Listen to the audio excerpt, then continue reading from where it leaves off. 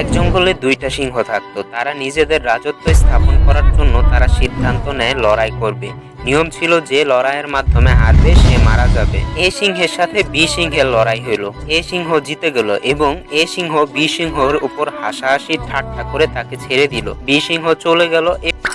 এবার বি সিংহ এ সিংহকে পরাজয় করলো এবং পরাজয় করার সাথে সাথে তাকে মেরে ফেললো। বি সিংহ শুধু তাকে নয়, তার পরিবারের যত সদস্য ছিল সবাইকে মেরে ফেললো এবং জঙ্গলে আধিপত্য স্থাপন করলো। বি সিংহ মরার আগ পর্যন্ত জঙ্গলে আধিপত্য করলো। এটা হলো law number 15, crush your enemy totally. তোমার শত্রুকে সম্পূর্ণরূপে ধ্বংস করে দাও। এই ল আমাদের শেখায় তোমার শত্রুকে দুর্বল ভেবো না। এখানে এ সিংহ তার বোকামির জন্য নিজের জীবন হারায়, কিন্তু বি সিংহ প্রত্যেকবার পরাজয়ের পর এ সিংহের দুর্বলতা এবং মুভমেন্ট সম্পর্কে সচেতন হয় এবং তৃতীয়বার তাকে পরাজয় করে। ঠিক এইরকম তুমি যদি তোমার শত্রুকে দুর্বল ভাবো বা নিজের সম্মান বাঁচানোর জন্য তাকে পরাজয় করার পরও ছেড়ে দাও, তাহলে সে আরো শক্তিশালী হবে। শক্তিশালী হয়ে কোনোদিন তোমার উপর আক্রমণও করতে পারে। এক্সাম্পল হিসেবে তুমি চেঙ্গিস খানকে নিতে পারো। সে তার অ্যানিমেকে টোটালি ক্রাশ করে দেয়। সে কখনো তার অ্যানিমেকে ছেড়ে দেয় না।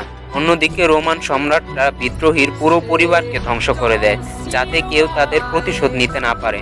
সিংহের মতো একই ভুল পৃথিবীরাজ চৌহান করেছিল। সে মোহাম্মদ গোরকে যুদ্ধে পরাজয় করে 17 বার ছেড়ে দেয় এবং মোহাম্মদ গোর 17 বারে সে পৃথিবীরাজের দুর্বলতা সম্পর্কে জানে এবং নিজেকে শক্তিশালী করে।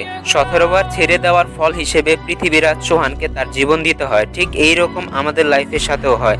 আপনি যদি আপনার অপোনেন্টকে, সেটা হোক জবের ক্ষেত্রে, স্টাডির ক্ষেত্রে, দুর্বল ভেবে তার সাথে কম্পিটিশন না করেন, একটু কুল দেখানোর জন্য তাকে ছেড়ে দেন বা তার সাথে বন্ধুত্ব করে আপনার সবকিছু তাকে বলেন, তাহলে আপনাকেও এরকম পস্তাতে হবে। Be safe, be careful.